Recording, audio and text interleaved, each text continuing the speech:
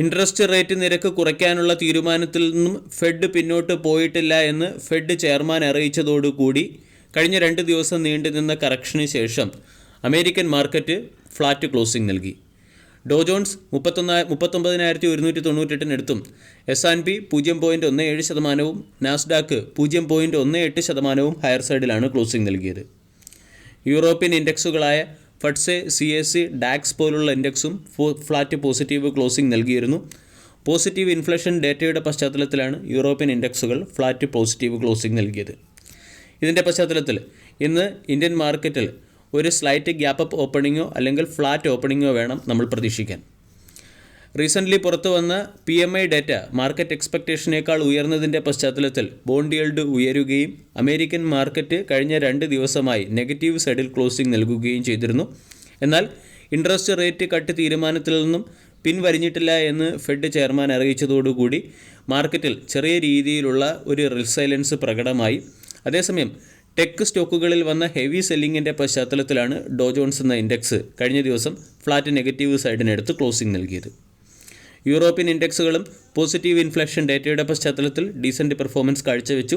DAX 0.46-ഉം CAC 0.29% higher സൈഡിൽ closing നൽകി.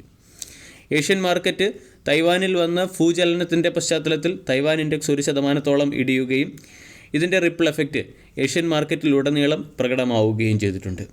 ഫോറിൻ ഇൻസ്റ്റിറ്റ്യൂഷണൽ ഇൻവെസ്റ്റർ കഴിഞ്ഞ ദിവസം 1102 കോടിയുടെ ബൈയിങ് നടത്തുകയും ഡൊമസ്റ്റിക് ഇൻസ്റ്റിറ്റ്യൂഷണൽ ഇൻവെസ്റ്റർ 3ാമത്തെ ദിവസവും തുടർച്ചയായി സെല്ലിംഗ് നടത്തുകയും ചെയ്തു.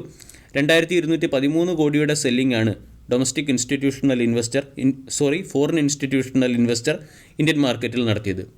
അതോടൊപ്പം തന്നെ കഴിഞ്ഞ ട്രേഡിംഗ് സെഷനിൽ വോളറ്റിലിറ്റി ഇൻഡെക്സ് 3% ഇടിഞ്ഞ് 11 എന്ന ലെവലിലേക്ക് എത്തുകയും ചെയ്തു. തുടർച്ചയായ 4ാമത്തെ ദിവസവും ക്രൂഡിൻ്റെ വിലയിൽ വർധനവാണ് ഉണ്ടായിരിക്കുന്നത്. ബ്രന്റ് ക്രൂഡിൻ്റെ വില 0.83% ഉയർന്ന് $89.66 പെർ ബാരൽ എന്ന ലെവലിലേക്ക് എത്തിയിട്ടുണ്ട്. ക്രൂഡിൻ്റെ വില ഉയരുന്നതിൻ്റെ പശ്ചാത്തലത്തിൽ ഇന്ത്യ ഗവൺമെൻറ് ക്രൂഡ് റിഫൈൻ ചെയ്യുന്ന കമ്പനികൾക്ക് മുകളിൽ വിൻഡ്ഫോൾ ടാക്സ് ഏർപ്പെടുത്തിയിട്ടുണ്ട്. 4,900 രൂപ പെർ ടൺ എന്ന റേറ്റിൽ നിന്നും വിൻഡ്ഫോൾ ടാക്സ് ഇന്നു മുതൽ 6,800 രൂപ പെർ ടൺ എന്ന റേറ്റിലേക്കാണ് ഉയർത്തിയിരിക്കുന്നത്. സാധാരണഗതിയിൽ ക്രൂഡിൻ്റെ വില ഉയരുമ്പോൾ ഗവൺമെൻറ് വിൻഡ്ഫോൾ ടാക്സ് ഉയർത്താനുണ്ട്. ഇവിടെ റഷ്യയിൽ നിന്നുള്ള പ്രൊഡക്ഷൻ കട്ടിൻ്റെ പശ്ചാത്തലത്തിലും ഒപെക് രാജ്യങ്ങളിലും മിഡിൽ ഈസ്റ്റിലും ഉണ്ടായിരിക്കുന്ന ജിയോ പൊളിറ്റിക്കൽ ടെൻഷൻ്റെ പശ്ചാത്തലത്തിലും അതുപോലെ തന്നെ അമേരിക്കയുടെ ക്രൂഡ് ഇൻവെൻറ്ററി ഇടിഞ്ഞതിൻ്റെ പശ്ചാത്തലത്തിലുമാണ് ക്രൂഡിൻ്റെ വില തുടർച്ചയായി ഉയരുന്നത്.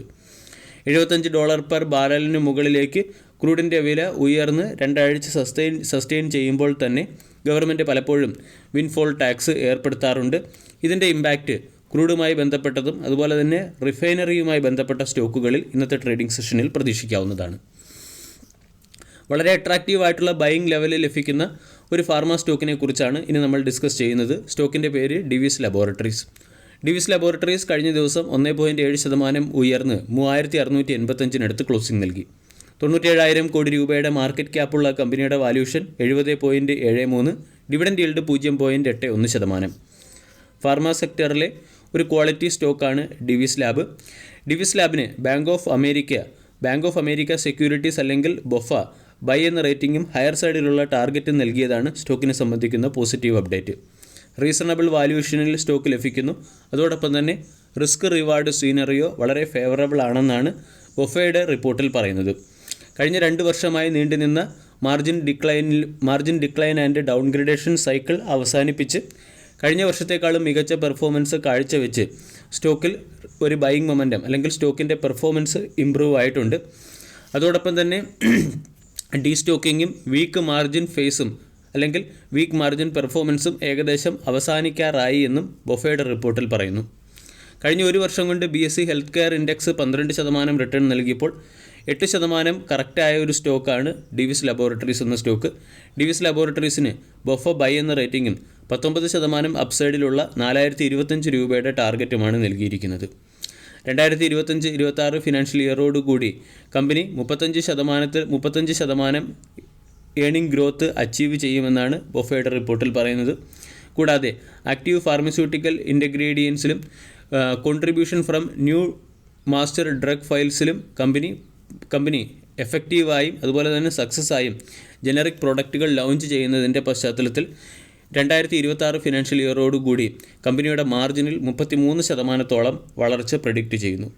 ഈ ഫാക്ടറുകളുടെയൊക്കെ പശ്ചാത്തലത്തിലാണ് ഡിവിസ് ലാബിന് ബൊഫ അല്ലെങ്കിൽ bank of American securities buy എന്ന റേറ്റിംഗ് നൽകിയിരിക്കുന്നത്. സ്റ്റോക്ക് 3684 ട്രേഡ് ചെയ്യുന്നു. ഡെയിലി ക്യാൻഡിൽ പാറ്റേൺ പരിശോധിച്ചാൽ അവിടെ നമ്മൾക്ക് സ്റ്റോക്കിൽ തുടർന്ന് വന്ന ഡൗൺവേർഡ് ട്രെൻഡ് അവസാനിച്ച് ഒരു ട്രെൻഡ് ലൈൻ ബ്രേക്കൗട്ട് വന്നതായിട്ട് കാണാം. ഇവിടെ 3780 ഇമ്മീഡിയറ്റ് റെസിസ്റ്റൻസായി പ്രവർത്തിക്കും. 3750 മുകളിൽ ഒരു ബ്രേക്കൗട്ട് വരികയാണെങ്കിൽ സ്റ്റോക്ക് 4000, 4200 തുടങ്ങിയ ലെവലുകളിലേക്ക് ഉയർന്നേക്കാം. വീഡിയോ എല്ലാവർക്കും ഇഷ്ടമായി എന്ന് വിശ്വസിക്കുന്നു. താങ്ക്